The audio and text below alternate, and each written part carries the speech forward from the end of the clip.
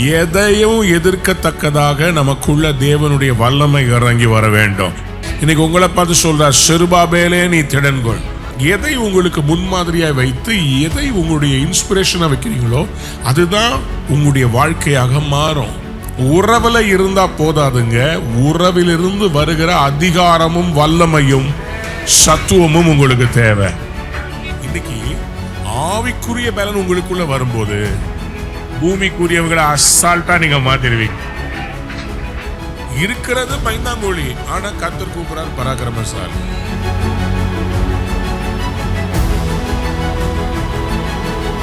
எபேசியர் 6ஆம் அதிகாரம் 10வது வசனத்தை நாம் வாசிப்போம்.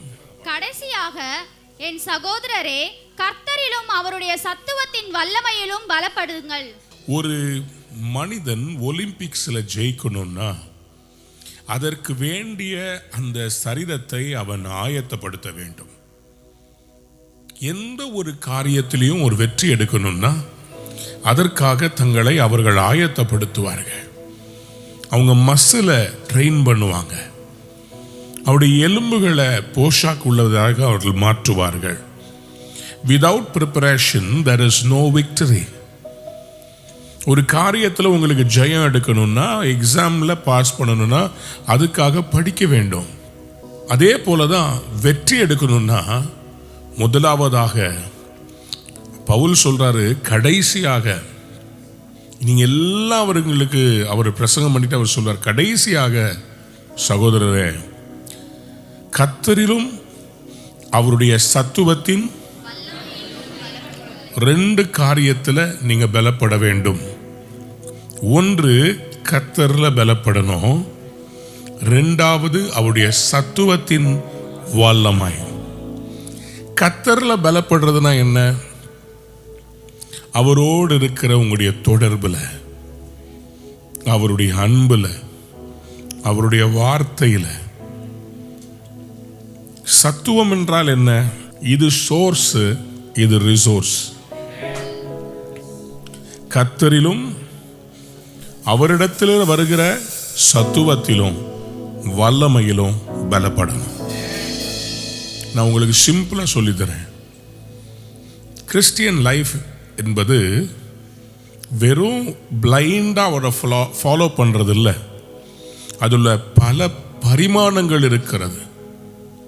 There are different dimensions in which you can operate.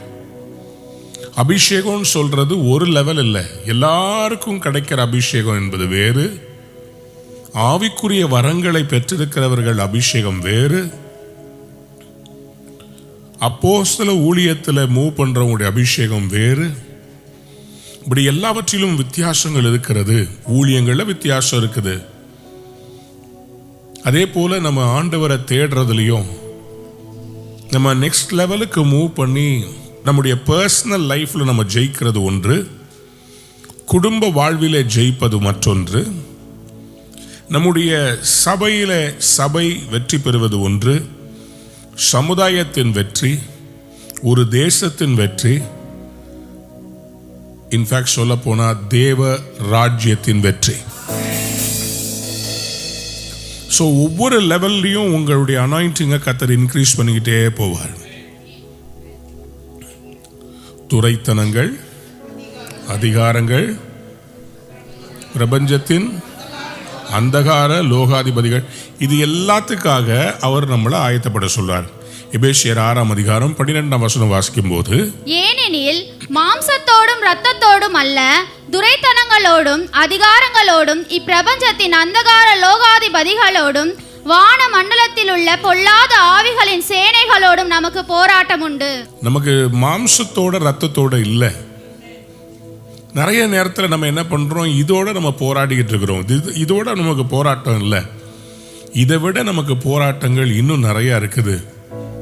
கண்களுக்கு தெரியாத புலப்படாத சில யுத்தங்களுக்கு எத்தனை பேர் ஆமேன்னு சொல்ல விரும்புறேன்? பக்கத்துல பார்த்து சொல்லுங்க, ஆயத்தப்படுவோம். ஹல்லேலூயா. Be strong in the Lord and in His mighty power. இன்னைக்கு அநேகம் சபைகளிலே ஆண்டவராகிய இயேசு இருக்கிறார், அவரை தேடுறாங்க, ஆனா அவருடைய வல்லமையும் அவருடைய சத்துவமும் இல்லை. ஒரு காட்டுக்கு பக்கத்தில் இருந்த ஊர்ல அடிக்கடி புலி வந்து அங்க இருக்கிற ஆடுகளை எல்லாம் தூக்கிட்டு போயிருமா. தொடர்ந்து இந்த மாதிரி அந்த புலி வந்து ஆடு கோழி இவங்க வளர்க்குற எல்லாத்தையும் அடிச்சு, ஈவன் சிறு குழந்தைகள் இருந்தா கூட அது வந்து கவிட்டு போயிடுமா. அப்போ இவங்க எல்லாரும் சேர்ந்து அந்த இராணுவத்தில் கம்ப்ளைண்ட் பண்ணாங்க. அப்போ இராணுவத்திலிருந்து 2 நல்ல அந்த துப்பாக்கியை பயன்படுத்துகிற அந்த ஃபாரஸ்ட் ரேஞ்சர்ஸ் இருப்பாங்கல்ல, அவங்கள இவங்களுக்கு அனுப்பி வச்சாங்க. அவங்களுக்கு ஒரே வரவேற்பு, இந்த புலி எப்படியாவது நீங்கள் கொண்டுடணும். இந்த புலி எங்கள் குடும்பத்தில் இருக்கிற பிள்ளைகள் சமாதானமாக ரோட்டில் விளையாட முடியல, எங்கள் ஆடு மாடு வளர்க்க முடியல, பயத்தோடு நாங்கள் தூங்குறோம், இரவில் வெளியே வர முடியல. சரின்னு எல்லாரையும் அவங்க சொன்னாங்க, எப்பெல்லாம் வந்து இந்த புலி வருதோ நீங்கள் உடனே புலி வருது புலி வருதுன்னு கத்தணும். உங்களுக்கு தெரியுமா அந்த பழமொழி? புலி வருது புலி வருதுன்னு சொல்லுவாங்களாம்.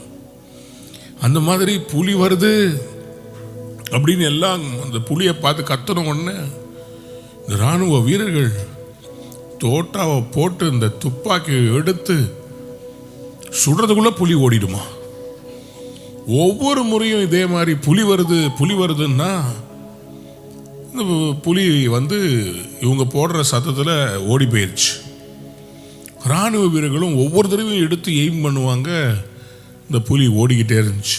ஆனால் அந்த இராணுவ வீரர்களுக்கு பயங்கரம் சாப்பாடு கொடுத்து அந்த கறி மீனெல்லாம் போட்டு, இராணுவ வீரர்களே விட்டுறாதீங்க புலியை விட்டுறாதீங்க, அங்கே பார்த்துக்கிறோம், பொட்டுலேயே வச்சு பட்டுன்னு சுட்டுருவோம் நாங்கள். எல்லாம் ரெடியாச்சு. ஒரு நாள் புலி வந்துருச்சு. எங்கே வந்துருச்சு? நேராக அந்த இராணுவ வீரர்கள் இருக்கிற அவங்க மேலே உட்காந்து இந்த மரத்துக்கு நேராக வந்து புலி வந்து நின்று அங்கே இருக்கிற ஆட்டை எடுக்கிறதுக்காக வந்து நிற்கிது, கர்ஜித்துட்டு நின்றுட்டு இருக்குது. இராணுவ வீரர்களை பார்த்து எல்லாம் வாரம் பண்ணாங்க, புலி வந்துருச்சு புலி வந்துருச்சு, சுட்டுருங்க சுட்டுருங்க. 2 பேரும் எழும்பி நின்னாங்க, நெத்தி பொட்ட பார்த்து துப்பாக்கிய வச்சாங்க. 1 2 3 சொல்லணும், சேர்ந்து சுடணும், புலி தலை செதறணும். 2 பேரும் 1 2 3 துப்பாக். சத்தம் வந்துச்சு, ஆனா ஒண்ணுமே நடக்கல. புலி மேல பார்த்து அப்படின்ட்டு அந்த ஆட்டை கவிட்டு போயிடுச்சு. எல்லாரும் கத்துறாங்க, ஏ ராணுவ வீரர்களே என்ன பண்ணீங்க, ஏன் புலி சாகல? அப்பதான் தூங்கி ஏஞ்ச அந்த ராணுவ வீரர்கள் ஜனங்களை பார்த்து சொன்னாங்க, ஐயா மன்னிச்சிடுங்க, துப்பாக்கி ரெடியா இருந்துச்சு, தொடச்சி நல்லா ரெடி பண்ணி வச்சிருந்தோம், உள்ள தோட்டா போட மறந்துட்டோம். துப்பாக்கி இருக்குது, தோட்டா இல்லை. ஆண்டவருடைய நாமம் இருக்குது, ஆனா வல்லமை இல்லை.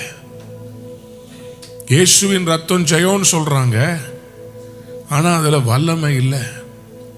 பக்கத்துல பார்த்து கேளுங்க, உங்ககிட்ட வல்லமை இருக்கா? சத்துவம் இருக்குதா? எத்தனை பேர் இந்த நாள்ல இருந்து உங்களுடைய ஆவிக்குரிய துப்பாக்கியில ஆவியின் வரங்களாகிய தோட்டாவை போட போறீங்க? எத்தனை பேருக்கு இந்த வல்லமை வேணும்? இன்னையில இருந்து அந்த வல்லமையில பலப்பட போறோம். ஆவியின் வரங்கள்ல நம்ம ரெடியாக போறோம். எதையும் எதிர்க்கத்தக்கதாக நமக்குள்ள தேவனுடைய வல்லமை இறங்கி வர வேண்டும். ஹல்லேலூயா. ஆண்டவர் அடிக்கடி அடிக்கடி அவருடைய ஜனங்களை பார்த்து சொல்றாரு, நீங்க பலப்படணும், நீங்க தைரியமா இருக்கணும், நீங்க ஸ்ட்ராங்கா இருக்கணும். வாசிங்க ஆகாய் 2ஆம் அதிகாரம் 4ஆம் வசனத்தை வாசித்து பாருங்க.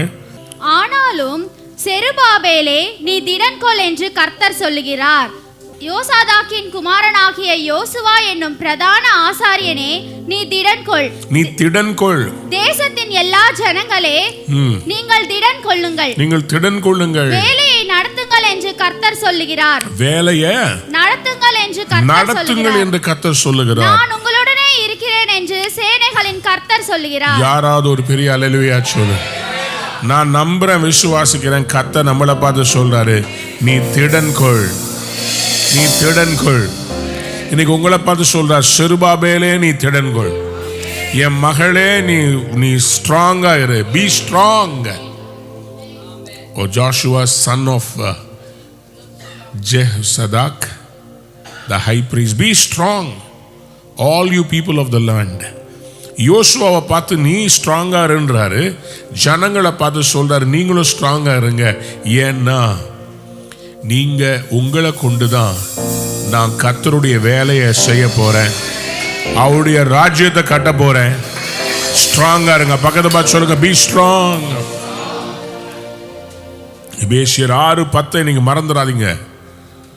கர்த்தரிலும் சத்துவத்தின் வல்லமையிலும், மறுபடியும் சொல்லுங்க, கர்த்தரிலும் அவருடைய சத்துவத்தின் வல்லமையிலும், மறுபடியும் சொல்லுங்க, கர்த்தரிலும் அவருடைய சத்துவத்தின் வல்லமையிலும். நீங்க கர்த்தரிலும் அவருடைய சத்துவத்தின் வல்லமையிலும் பலப்பட்டு இருந்தீங்கன்னா எந்த பிசாசும் உங்களை தடுமாற வைக்க முடியாது. நீங்க கர்த்தரிலும் அவருடைய சத்துவத்தின் வல்லமையிலையும் நீங்க பலப்பட்டு இருந்தீங்கன்னா எந்த புயலும் உங்களை அசைக்க முடியாது. 2 வீடு கட்டினாங்க. ஒரு வீடு கற்பாறை மேல் கட்டப்பட்டது, மற்றொரு வீடு மணலின் மேல் கட்டப்பட்டது. கர்த்தரின் மேல் கட்டப்பட்ட ஒரு வீடு வாழ்க்கை பாருங்க. 2த்துக்கும் புயல் வந்துச்சு, வெள்ளம் வந்துச்சு, 2த்துக்கும் ஒரே சூழ்நிலை. ஆனா கற்பாறையின் மேல் கட்டப்பட்ட வீடு அசையாமல் இருந்தது. இந்த ஆண்டவர் மேல் நாம் வைக்கிற நம்முடைய விசுவாசம், நம்முடைய வாழ்க்கையானது அஸ்திபாரமாகிய கிறிஸ்துவின் மேல் கட்டப்பட்டிருக்க வேண்டும். கர்த்தரிலும் அவருடைய. ஜப்பான்ல அடிக்கடி பயங்கரமா புயல்கள் வரும், டைஃபூன் வரும், ஹரிக்கேன் வரும். அப்போ எல்லா பில்டிங்கும் அப்படி அசையும். அதுக்காக அவங்க பில்டிங் கட்டும் போதே அது அசைஞ்சா அது பிரேக் ஆகாத மாதிரி அதுக்கு வேண்டிய டென்சைல் ஸ்ட்ரெங்த்தை அந்த இரும்புலும் அவங்க கட்டுற அந்த வாகுலையும் அது மூவ் பண்ணுறதுக்கு வேண்டிய அசையக்கூடியதுக்கான இடத்தை உண்டாக்கி கட்டுவார்கள். காரணம் அது அவங்களுக்கு தெரியும், இந்த மாதிரி ஹரிக்கேன் வரும், புயல் வந்தால் பெரிய பெரிய பில்டிங்ஸ் ஆடும். ஆனால் ஒரு பயங்கரமான புயல் வந்தபோது எல்லா பில்டிங்கும் விழுந்துருச்சு, ஒரே ஒரு பில்டிங் மட்டும் கரெக்டாக இருந்துச்சு. அது மட்டும் நிற்கிது, எல்லா பில்டிங்கும் விழுந்துச்சு. எல்லாரும் நிருபர்கள் கேட்டாங்க, எப்படி உங்கள் பில்டிங் மட்டும் கரெக்டாக நிற்கிது?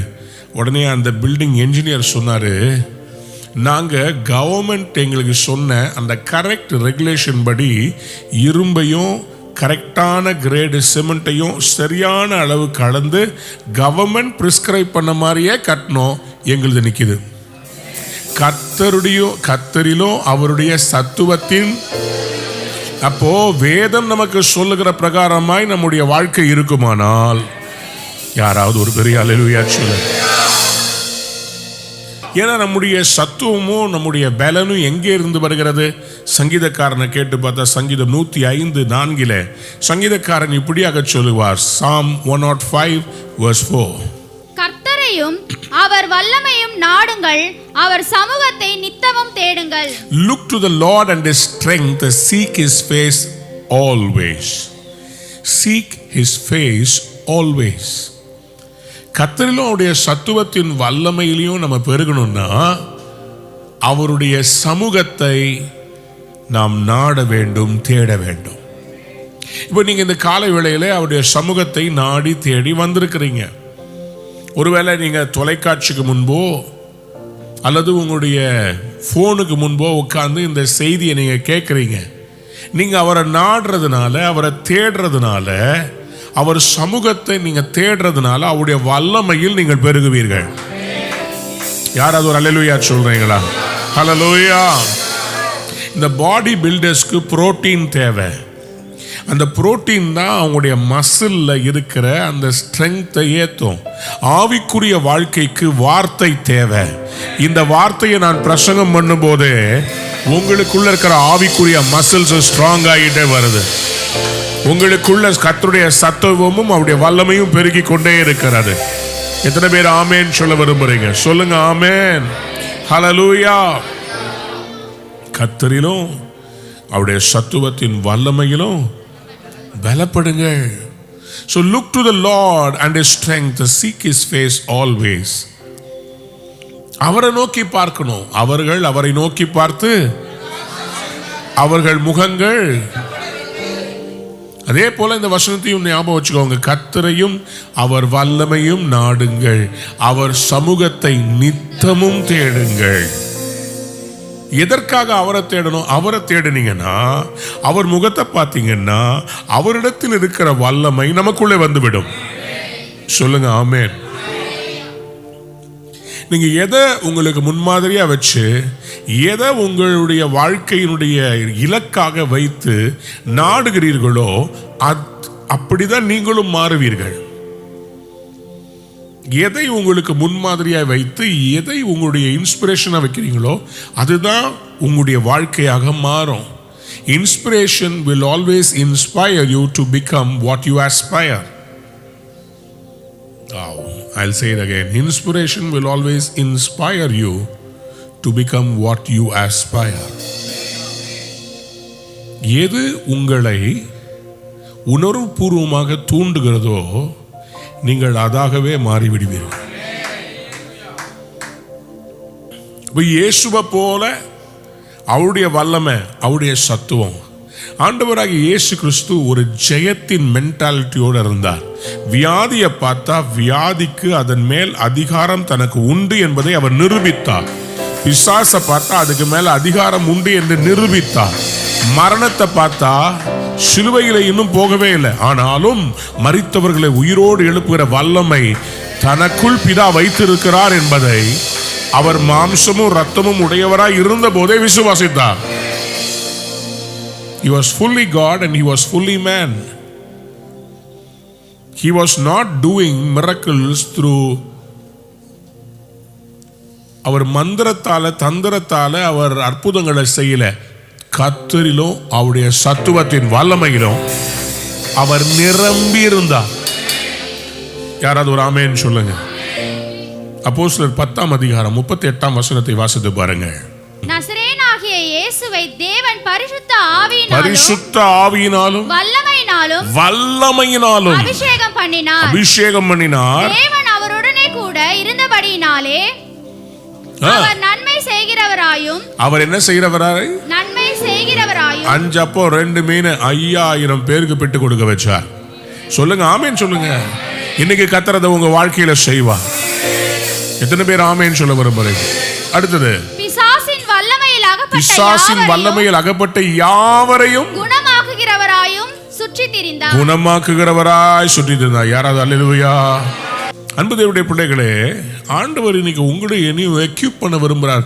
அவர் பாருங்க, அவர் பரிசுத்த ஆவியினாலும் வல்லமையினாலும் அபிஷேகம் பண்ணப்பட்டிருந்தார். He was not having just a relationship with the Father, he was also endowed with the strength and power of the Father. உறவுல இருந்தா போதாதுங்க, உறவிலிருந்து வருகிற அதிகாரமும் வல்லமையும் சத்துவமும் உங்களுக்கு தேவை. Not only having a relationship, not just coming and sitting in the church. சபையில உட்கார்றதுனால நீங்க ஜெயிக்க மாட்டீங்க. அவருடைய சத்துவத்திலும் வல்லமையிலும் பெருகணும். யாருக்கெல்லாம் அந்த வல்லமை வேணும் கையை உயர்த்தி காமிங்க பாப்போம். சொல்லுங்க ஆமென். அதனால்தான் அவர் சொல்றார், சங்கீதம் 18:32 வாசித்து பாருங்க. என்னை பலத்தால் இடைக்கட்டி என் வழியை செவ்வைப்படுத்துகிறவர் தேவனே. என் வழியை செவ்வைப்படுத்துகிறவர் யாருங்க? யாராவது ஒரு ஆமென் சொல்லுங்க. என்னை பலத்தால இடை கட்டுகிறார், என் வழியை செவ்வைப்படுத்துகிறவர். இன்னைக்கு எல்லாரும் வாயை திறந்து, ஆண்டவரே உம்முடைய பலத்தால என்னை இடை கட்டுங்க. ஒவ்வொரு நாளும் நீ சொல்லணும், இன்றைக்கு நான் கர்த்தரிலும் அவருடைய சத்துவத்தின் வல்லமையிலும் நான் என்ன பண்ண போறேன். ஒவ்வொருவரையும் கர்த்தர் ஒரு தலைவனாக அழைத்திருக்கிறார். Everybody is called to lead something. லீடர்ஷிப்னாவே you need to be strong and courageous. தலைமத்துவம், குடும்பத்தில் நீங்கள் ஒரு தலைவராக இருக்கிறீங்க. உங்கள் சபையில் உங்களுக்கு கொடுக்கப்பட்ட ஊழியத்தில் நீங்கள் ஒரு தலைவராக இருக்கிறீங்க. சமுதாயத்தில் ஒரு தலைமை பொறுப்பு இருக்குது. உங்கள் பிஸ்னஸில் நீங்கள் ஒரு தலைவராக இருக்கிறீங்க. நான் நம்புகிறேன், விசுவாசிக்கிறேன், இன்னையிலிருந்து தலைமைத்துவ பொறுப்பை நீங்கள் சிறப்பாக செய்ய போகிறீங்க. எனக்கு ஆவியானவர் சொல்கிறது அப்படியே சொல்கிறேன். நிறைய பேருடைய வாழ்க்கையில் ஒரு புதிய அத்தியாயத்தை கத்த துவக்க போகிறார். நிறைய பேருக்கு புதிய பிஸ்னஸை தர போகிறார். உங்கள் டைம் முடிஞ்சிருச்சுன்னு நினைக்காதீங்க, இப்போ தான் ஆரம்பமே. புது ஐடியாஸை தருவார், புதிய அழைப்பை தருவார், புதிய தரிசனங்களை தரப்போறார். ஒரு ஷிஃப்ட் வர்றதை நான் உணர்றேன். யாராவது அந்நிய பாஷையில் ஜெபம் பண்ணுங்க, கண்களை மூடி. ஆண்டவர் இப்போ உங்களுக்கு இன்ஸ்டால் பண்றார், டவுன்லோட் பண்றார். உங்க லைஃப்ல நெக்ஸ்ட் லெவல். மோசே இந்த பாரம் என்னால தூக்க முடியாதுன்னு சொல்லாத, என் கிருபை உனக்கு போதும் மோசே. என்னாகும் 11ஆம் அதிகாரம் 14ஆம் வசனத்துல மோசே சொல்றாரு, என்னால இந்த பாரத்தை தாங்க முடியல. I am not able to carry the burden. Leadership needs strength. ஒவ்வொருத்தருக்கும் ஒரு பலன் தேவைங்க. எல்லாருக்குமே ஒரு சிச்சுவேஷன் வரும், நான் பலவீனமாக இருக்கிறேன், என்னால் முடியல, என்னால் இதை தாங்க முடியல, இந்த பிரச்சனைகளை என்னால் தாங்க முடியல, என்னால் ஆவிக்குரிய வாழ்க்கையில் எழும்ப முடியல, என் குடும்ப பொறுப்பை என்னால் தாங்க முடியல. I am not able to carry. Everybody goes through it. ஆனால் உங்களுக்கு பார்த்து ஆண்டவர் சொல்றாரு, நீ பலவீனனா இருக்கும் போதே நீ பலவானா இருக்கிறாய். உங்க சரீரம் பலவீனமா இருக்கலாம், உங்க ஆத்துமா பலனுள்ளதா இருக்கிறார். உங்க ஆத்துமா பலவீனமா இருந்தாலும் உங்களுக்குள்ள இருக்கிற ஆவியானவர் உங்கள் ஆவியை பலமுள்ள. தேவன் நமக்கு பயமுள்ள ஆவியை கொடாமல் பலமோ அன்போ. ஏன் எடுத்த உடனே பலமுன்னு கர்த்தர் சொல்லணும்?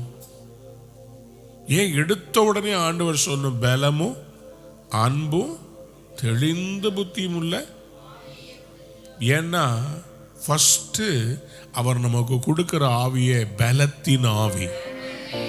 வாசிங்க 2 தீமோத்தேயு 1ஆம் அதிகாரம் 7ஆம் வசனம்.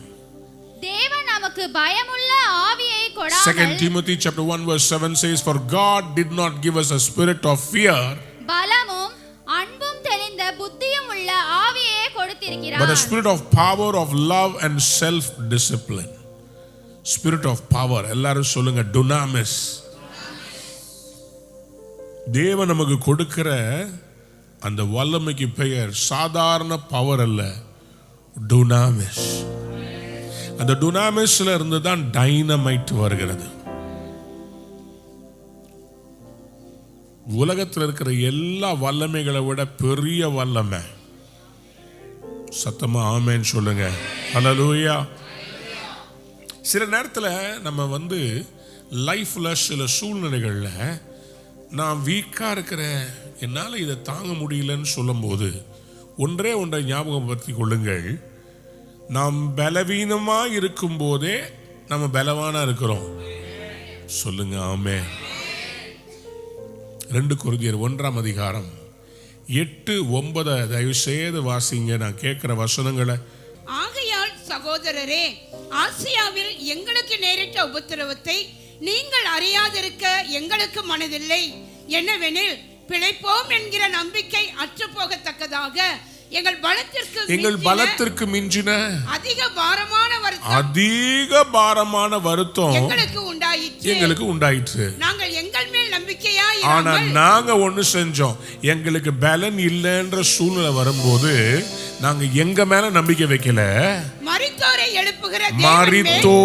எழுப்புகிற தேவன் மேல் நம்பிக்கையாய் இருக்கத்தக்கதாக மரணம் வரும் என்று நாங்க மரித்தோரை எழுப்புகிற தேவன். அப்படின்னு அர்த்தம். மரணமே வந்தாலும் மரித்தோரை எழுப்புகிற. Strength is not the absence of weakness. It is choosing to trust God in weakness. பலம் என்பது பலவீனத்தை ஏற்றுக்கொள்வதல்ல, பலவீனமாயிருக்கும்போது கர்த்தரை சார்ந்து கர்த்தர் மேல் நம்பிக்கை வைத்து நிற்பது. You don't need to be strong to say I am strong. Even when you are weak, you can say you are strong. ஏனென்றால் உங்களை பலப்படுத்துகிற கிறிஸ்துவினாலே எல்லாவற்றையும் செய்ய உங்களுக்கு பலன் உண்டு. யாரெல்லாம் ஒரு ஆமேன் சொல்றீங்க? அல்லேலூயா. பிலிப்பியர் 4:13 சொல்லுகிறது, என்னை பலப்படுத்துகிற கிறிஸ்துவினாலே எல்லாவற்றையும் செய்ய எனக்கு பலன் உண்டு. கடைசியாக சகோதரரே, கர்த்தரிலும். அப்ப எதுல என்னை பலப்படுத்துகிற கிறிஸ்துவினாலே எல்லாவற்றையும் செய்ய எனக்கு என்ன உண்டு? சொல்லுங்க ஆமென். அப்ப இன்னைக்கு பலவீனன் என்று சொல்லாதீங்க, நான் பலவான் என்று சொல்லுங்க. சொல்லுங்க ஆமென். அல்லேலூயா. நம்முடைய அறிக்கையில தான் அன்பார்ந்த பிள்ளைகளே, 1000 பிரச்சனைகள் ரூவாவுக்கு வந்தது, எத்தனையோ போராட்டங்கள் வந்தது. ஆனா ஒவ்வொரு வாரமும் நான் கன்சிஸ்டண்டா எழும்பி இயலாமையை நான் சொல்லி பாடுவதில்லை. ஒரு காலத்துல பிரச்சனைகள் போராட்டங்கள் வரும்போது ஆலயத்தில் நின்று நான் கண்ணீரோடு ஆண்டவரே எங்களை காப்பாத்துங்கன்னு அழுத நாட்கள் உண்டு.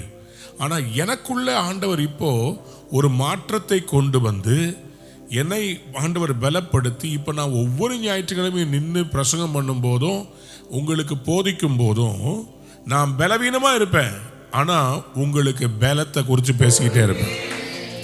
நான் இப்போ எப்படி மாறிட்டேன்னா, எனக்கு பிரச்சனை வந்தா அந்த பிரச்சனையை பத்தி பேசாம அந்த பிரச்சனையை மேற்கொள்றது எப்படின்னு உங்ககிட்ட பேசும்போது எனக்கு அற்புதம் நடக்குது. பக்கத்துல பார்த்து சொல்லுங்க, இதுதான் டெக்னிக்கா? ஆமா, இதுதான் டெக்னிக். ராணுவ ரகசியம் உங்களுக்கு சொல்லிட்டேன். நான் ஏதாவது ஒரு வழியில போனேன்னா அந்த வழியில எப்படி ஜெயிக்கிறதுன்னு சொல்லி நான் உங்ககிட்ட பேசும்போதே கர்த்தர் எனக்கு அற்புதம் செய்கிறார். தேவைகள் மத்தியில் இருந்தேன்னா தேவையை பற்றி பேசும்போது கர்த்தர் அந்த தேவையை எப்படி ஜெயிக்கிறதுன்னு பேச ஆரம்பிக்கும் போது நான் என்ன பண்றேன், உங்ககிட்ட பேசும்போது விசுவாசத்தில் பேசுறேன். ஹல்லேலூயா. எத்தனை பேர் ஆமென் சொல்ல வரும்? வாசிங்க 2 கொரிந்தியர் 12:10. அந்தபடி நான் பலவீனமாய் இருக்கும்போதே பலமுள்ளவனாய் இருக்கிறேன். பலமுள்ளவனாய் இருக்கு. யாராவது ஒரு ஆமென் சொல்லுங்க. When I am weak, I am strong. சொல்லுங்க. When I am weak,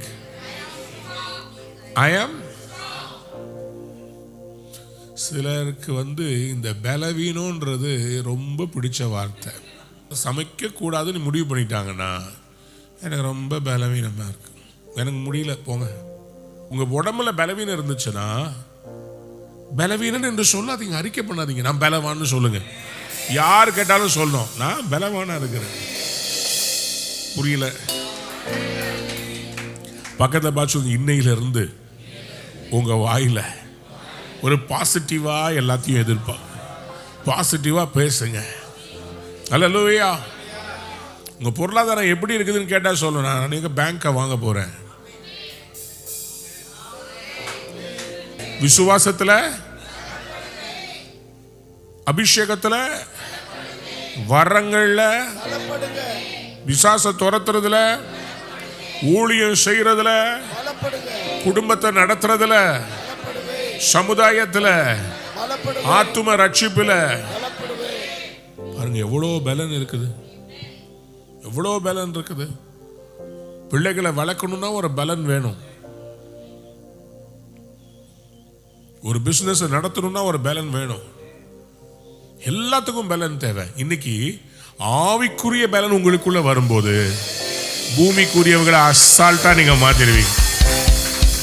எபிரேயர் 11ஆம் அதிகாரத்தில் 32 34 வாசிக்கும் போது இங்கே சிலர் தங்கள் பலவீனத்தை பலனாய் மாற்றி கொண்டார்களாம். அவங்களை குறித்து வேதம் என்ன சொல்லுது? எபிரேயர் 11 32 34. இன்னும் நான் என்ன சொல்லுவேன்? கிதியோன், பாராக், சிம்சோன், யெப்தா, தாவீது, சாமுவேல் என்பவர்களையும் தீர்க்கதரிசிகளையும் குறித்து நான் விவரம் சொல்ல வேண்டுமானால் காலம் போதாது. விசுவாசத்தினாலே அவர்கள் ராஜ்யங்களை ஜெயித்தார்கள், நீதியை நடப்பித்தார்கள், வாக்குத்தத்தங்களை பெற்றார்கள், சிங்கங்களின் வாய்களை அடைத்தார்கள், அக்கினியின் உக்கிரத்தை அவித்தார்கள், பட்டய கருக்குக்கு தப்பினார்கள், பலவீனத்தில் பலம் கொண்டார்கள். யாராவது ஒரு அல்லேலூயா சொல்லுங்க. யாருங்க? கிதியோன், பாராக், சிம்சோன், யெப்தா, தாவீது, சாமுவேல், தீர்க்கதரிசிகள், இவங்க எல்லாரும் ராஜ்யங்களை பிடித்தார்களாம், நீதியை செய்தார்களாம், வாக்குத்தத்தம் பண்ணப்பட்டதை பிடித்தாங்களாம். எப்படின்னு சொன்னா அவங்களுக்கு ஒரு ரகசியம் தெரியும். அவர்கள் எல்லாரும் என்ன பண்ணாங்களா? பலவீனத்தில், மறுபடியும் சொல்லுங்க, உலகத்திலேயே யாருக்குமே நடக்காத பிரச்சனை எனக்கு மட்டும்தான். நான் மட்டும்தான் இப்படி இருக்கிறேன், எனக்கு தான் இப்படி, எனக்கு தான் இந்த மாதிரி. பக்கத்து வீட்டு அனிதா நல்லா தான் இருக்கிறான், மேல இருக்கிற விஜயா நல்லா தான் இருக்கிறான், என்ன பாருங்க எனக்கு மட்டும்தான். சில பேருக்கு உலகத்திலேயே அவங்க மட்டும்தான் வாழ்றாங்கன்னு நினைப்பு. உலகமகா துக்கம் இவங்களை மட்டும்தான். அந்த பிசாசுக்கு வர வேலையே இல்லை, உங்களை மட்டும் தாக்குறது தான் வேலை. நீங்கள் அவ்வளோ இம்பார்ட்டன்ட். உங்களை தாக்கி தாக்கி தாக்கி பக்கத்தை பார்த்து சொல்லுங்க, அவ்வளோ பெருசாக ஒன்றும் இல்லையே. சொல்லுங்க, அவ்வளோ பெருசாக ஒன்றும் இல்லையே. ஆண்டவரால் சால்வ் பண்ண முடியாத பிரச்சனைன்னு ஒன்றும் கிடையாது. அவர்கிட்ட சத்துவம் இருக்குது, வல்லமை இருக்குது, பலன் இருக்குது. அவரை தேடினா அவர் அதை கொடுக்குறாரு. பக்கத்தை பார்த்து சொல்லுங்க, அசைக்க முடியாது. உங்களுக்குள்ள என்ன இருக்குதுங்க? காண்டா மிருகத்துக்கு ஒப்பான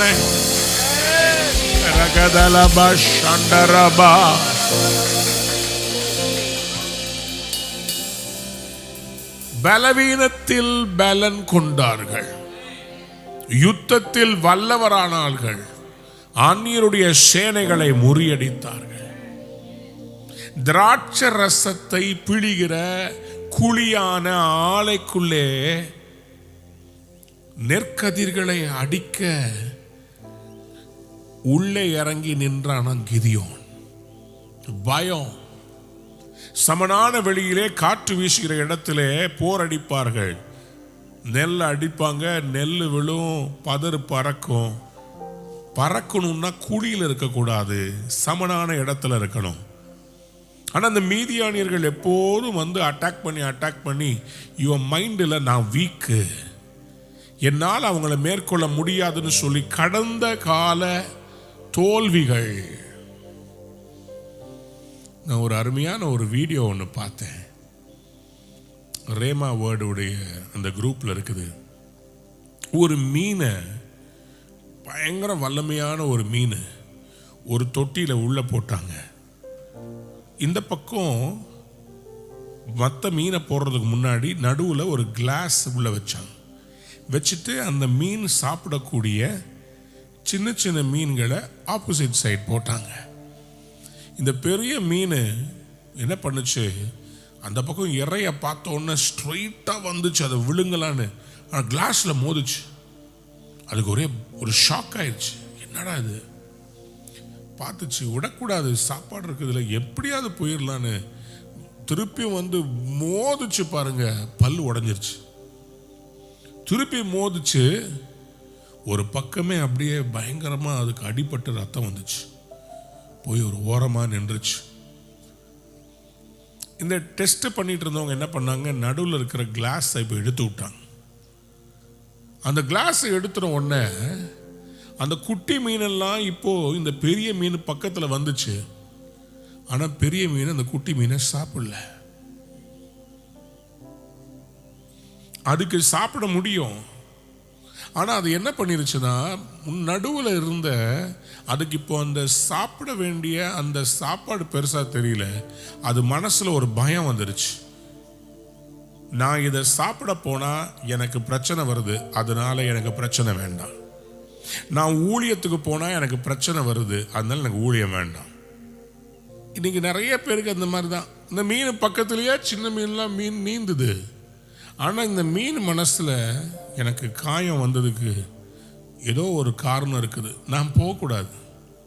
கிதியோன் இஸ்ரவேல் ஜனங்கள் தோத்து போய் அவங்களுக்கு அந்த தோல்வி மனப்பான்மை உள்ள வந்துக்கிட்டனால, நான் பலவீனன், என்னால் இது முடியாது. ஆனால் அட்ரஸ் பண்ண தேவதூதன் நியாயாதிபதிகளின் புஸ்தகத்தில் 7ஆம் அதிகாரத்தில் கர்த்தருடைய தூதரானவர் அவனுக்கு தரிசனமாகி, பராக்கிரமசாலியே கர்த்தர் உன்னுடனே இருக்கிறார். பராக்கிரமசாலியே என்னவா? கர்த்தர் உன்னோடே இருக்கிறார். பராக்கிரமசாலியேன்னு கூப்பிடுறாரு. இவன் பயந்தாங்கோலியா இருக்கிறான். ஆனா கர்த்தர் சொல்றாரு பராக்கிரமசாலியே. பக்கத்தை பார்த்து சொல்லுங்க, கர்த்தர் நம்மை பயந்தாங்கோலியேன்னு கூப்பிடல, பராக்கிரமசாலியேன்னு கூப்பிடுற. இருக்கிறது பயந்தாங்கோலி, ஆனா கர்த்தர் கூப்பிடுறார் பராக்கிரமசாலி. ஏன்னா அவரு நம்முடைய கடந்த காலத்தை பார்க்க போறதில்ல, நம்மை கொண்டு அவர் செய்ய போகிற பராக்கிரமசாலிகள்லாம் ஒரு அல்லேலூயா சொல்லுங்க. இந்த நாள்ல ஜெயிக்கிறவங்களாம் அல்லேலூயா சொல்லுங்க. கர்த்தரிலும் அவருடைய சத்துவத்தின் வல்லமையிலும், கர்த்தரிலும் அவருடைய சத்துவத்தின் வல்லமையிலும், கர்த்தரிலும் அவருடைய சத்துவத்தின் வல்லமையிலும் என்ன மாதிரி ஆக்ஷன் பண்ணுங்க. கர்த்தரிலும் அவருடைய சத்துவத்தின் வல்லமையிலும். இந்த ஆக்ஷனை மறக்க கூடாது. சொல்லுங்க, சத்துவத்தின் வல்லமையிலும். மறுபடியும் ஆமென் சொல்லுங்க. பலப்படுவேன்னு சொல்லுங்க. நீங்க பலவீனன் அல்ல. You are not a weakling. You are strong in Christ. அல்லேலூயா. பராக்கிரமசாலியேன்னு கூப்பிடுறாரு. அவரால் அது ஒத்துக்கொள்ளவே முடியல. எப்படி ஆகும் ஆண்டவரே? எங்கள் பிதாக்கள் எங்களுக்கு சொன்ன அந்த தேவன் எங்கே? அவர் பயங்கரமா சொன்னாரே, இந்த தேசத்துல நடக்கிறதெல்லாம் ஆப்போசிட்டா இருக்குதே. ஆண்டவர் உங்களை பார்த்து என்னை பார்த்து சொல்றாரு, கிதியோன்களே புறப்படுங்க, நான் சத்துருக்களை உங்க கையில கொடுப்பேன். இந்த சீசன் நம்முடைய சீசன். இந்த ஆண்டு நமக்கு வெற்றியின் ஆண்டு. இதுக்கு மேல சாத்தான் எதிர்த்து நிற்க முடியாது. இனி ராட்சதர்கள் விழதான் வேண்டும். உங்க சத்துருக்களை கர்த்தர் உங்க கையில ஒப்பு கொடுத்துட்டார். உங்க கையில ஒப்பு கொடுத்துட்டார். நீங்க கடந்த சீசனை யோசிச்சுட்டு இருக்காதீங்க. அது வேற, இது வேற. இப்ப கர்த்தர் உங்களை எழும்ப பண்ணுவார். இப்ப கர்த்தர் உங்களை பயன்படுத்துவார். நீங்கள் பழைய பயந்தாங்கோலி இல்ல. இப்ப கர்த்தர் உங்களை ட்ரெயின் பண்ணிட்டார். நீ ஒரு பராக்கிரமசாலி. யாராவது கையை தட்டி வாயை திறந்து அந்நிய பாஷை பேசி, ஓ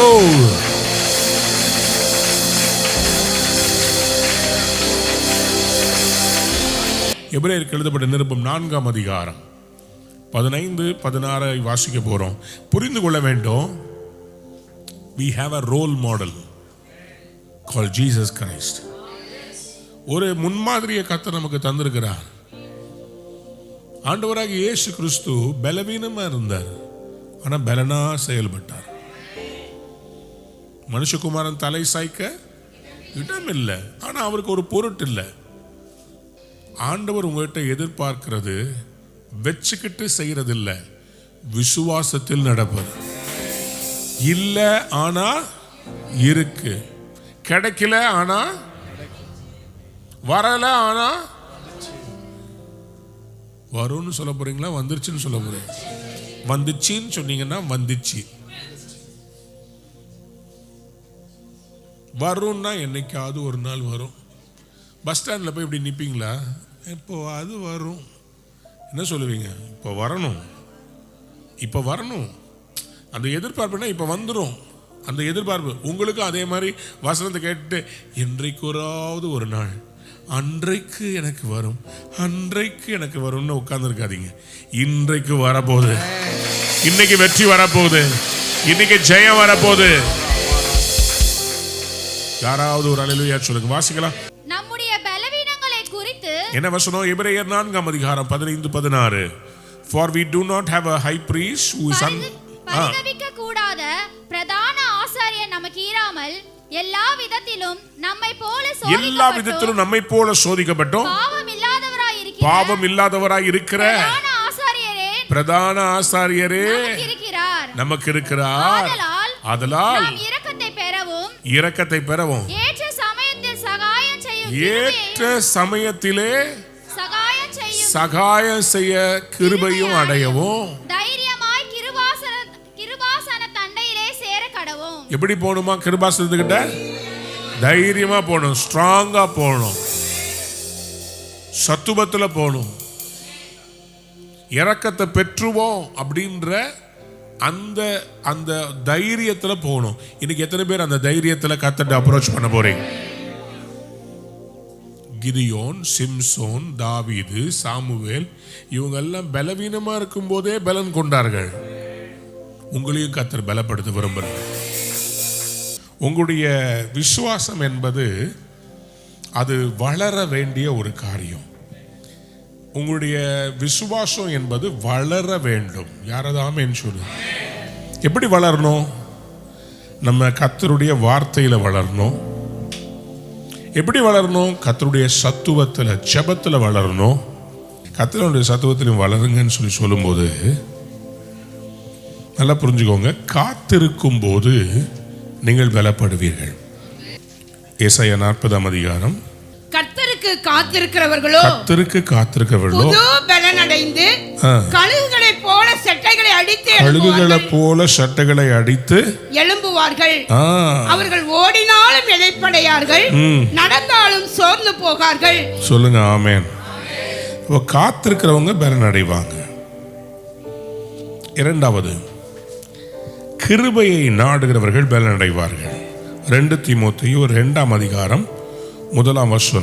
ஆதலால் என் குமாரனே, நீ கிறிஸ்து இயேசுவில் உள்ள கிருபையில் பலப்படு. கிருபையினால் வரும் பலன், காத்திருப்பதினால் வரும் பலன்,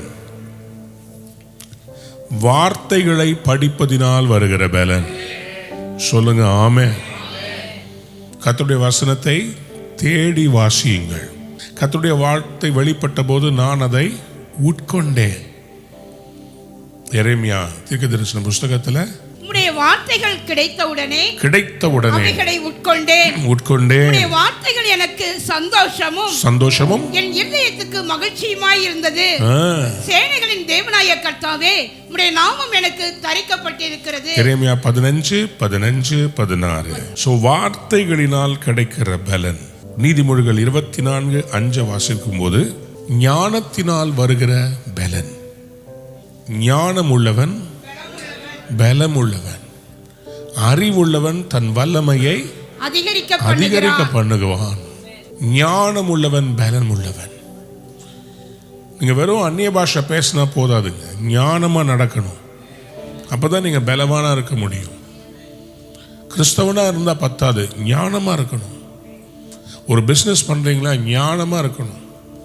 இது சரி வருமா வராதான்னு முடிவு பண்ணணும். ஒரு பணத்தை நீங்க போடுறீங்கன்னா இது கரெக்டாக ஒர்க் அவுட் ஆகுமா இல்லையான்னு ஞானமாக செய்யணும்.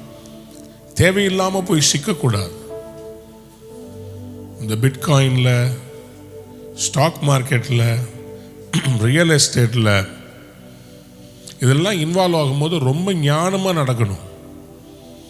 ஞானம் இல்லாமல் போய் எதிலையாவது மாட்டி பலவீனமாக மாறி உங்கள் குடும்பத்தையே பலவீனம் மாற்றிடக்கூடாது, மற்றவங்கள மாட்டி விடக்கூடாது. ஞானம் உள்ளவன் பலம் உள்ளவன், அறிவுள்ளவன் தன் வல்லமையை அதிகரிக்க பண்ணுகிறான். ஞானம் இல்லாமல் நான் பணத்தை முதலீடு செய்து இழந்ததுனால தான் என் வாழ்க்கையில் நான் தற்கொலைக்கு நேராக ஓட வேண்டியதாக இருந்தது.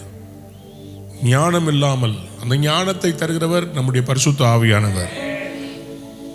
அப்போ என்ன அர்த்தம்? ஆவியை உடையவன் பலன் உடையவன். எத்தனை பேர் ஆமேன்னு சொல்ல விரும்புகிறேன்? ஆவியானவர்னாலே பலன் உண்டு. ஆவியானவர் தான் நம்மளை பலப்படுத்துகிறவர். சீஷர்கள் எல்லாரும் பலவீனமா இருக்கிறாங்க. அப்ப கர்த்தர் அவங்ககிட்ட சொல்றாரு, உன்னதத்திலிருந்து வருகிற பலனாள். அப்போ ஆவியானவர் நம்மை பலப்படுத்துகிறார். அப்போஸ்தலர் நடபடிகள் 1ஆம் அதிகாரம் 8ஆம் வசனத்தை வாசிங்க. பரிசுத்த ஆவி உங்களிடத்தில் வரும்போது, பரிசுத்த ஆவி உங்களிடத்தில் வரும்போது நீங்கள் பலனடைந்து, நீங்கள் பலன். அப்ப ஆவியானவர் எங்கே உண்டு? அங்கே பலன் உண்டு. பலனடைந்து எருசலேமிலும் யூதேயா முழுவதிலும் சமாரியாவிலும் பூமியின் கடைசி பரியந்தமும் எனக்கு சாட்சிகளாய் இருப்பீர்கள் என்றார். அதே மாதிரி சிலுவை நமக்கு பலன். கர்த்தராகிய இயேசு கிறிஸ்துவின் சிலுவையை குறித்து நான் வெட்கப்பட மாட்டேன். ஏன்னா சிலுவை எனக்கு பலனா இருக்குது. வாசிங்க 1 கொரிந்தியர் 1:18 சொல்லுகிறது. சிலுவை பற்றிய உபதேசம், சிலுவையை பற்றிய உபதேசம் கெட்டு போகிறவர்களுக்கு பைத்தியமாய் இருக்கிறது. கெட்டு போகிறவர்களுக்கு, அவங்களுக்கு சிலுவையை பற்றி என்னங்க கடவுள் இவரு தோத்தாங்குழியா இருக்கிறாரு, சிலுவையில் தோத்தாரு. சிலுவையில் எங்க அவர் மரிச்சதே என்னை உயிரோடு எழுப்புவதற்காக. அவரும் எழுப்புவாரு, என்னை எழுப்புவார். சிலுவையை பற்றிய உபதேசம் கெட்டு போகிறவர்களுக்கு பைத்தியமா இருக்கிறது, ரட்சிக்கப்படுகிற நமக்கோ அது தேவ பலனாய் இருக்கிறது. சிலுவையின் உபதேசம் நமக்கு தேவ பலன், ரட்சிப்பு தேவ பலன். சோ கடைசியாக சகோதரரே, மறுபடியும் ஆமென். ஆண்டவரே, இந்த நாளிலே கர்த்தருடைய வார்த்தையை கேட்ட ஒவ்வொருவருக்கும் கர்த்தர் அற்புதம் செய்ய போறதுக்காக ஸ்தோத்திரம். யாரும் இங்க வெக்கப்பட்டு போக மாட்டாங்க.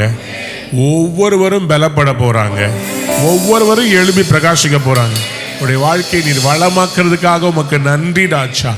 இயேசுவின் நாமத்தில் ஆசீர்வதிக்கிற இந்த நாளில் உம்முடைய பிள்ளைகளுக்கு வெற்றியை பறைசாற்றுகிற பெரிய காரியம் செய்யும். இயேசுவின் நாமத்தில் ஜெபம் கேளும் பிதாவே. அன்பான நேயர்களே, இந்நிகழ்ச்சியில் கொடுக்கப்பட்ட வாக்குத்தத்தங்களும் தீர்க்க தரிசன வார்த்தைகளும் உங்களுக்கு ஆசீர்வாதமாய் இருந்திருக்கும் என்று நாங்கள் நம்புகிறோம். நீங்கள் பெற்ற ஆசீர்வாதங்களையும் ஜெப விண்ணப்பங்களையும் மற்றும் உங்கள் காணிக்கைகளையும் அனுப்ப வேண்டிய எங்கள் முகவரி: ரூவா ஊழியங்கள், எண் 82, ஜவஹர்லால் நேரு சாலை, சிம்ஸ் மருத்துவமனை எதிரில், வடபழனி, சென்னை 26. உங்கள் காணிக்கைகளை ஆன்லைன் மூலமாக எளிதாக செலுத்தலாம்.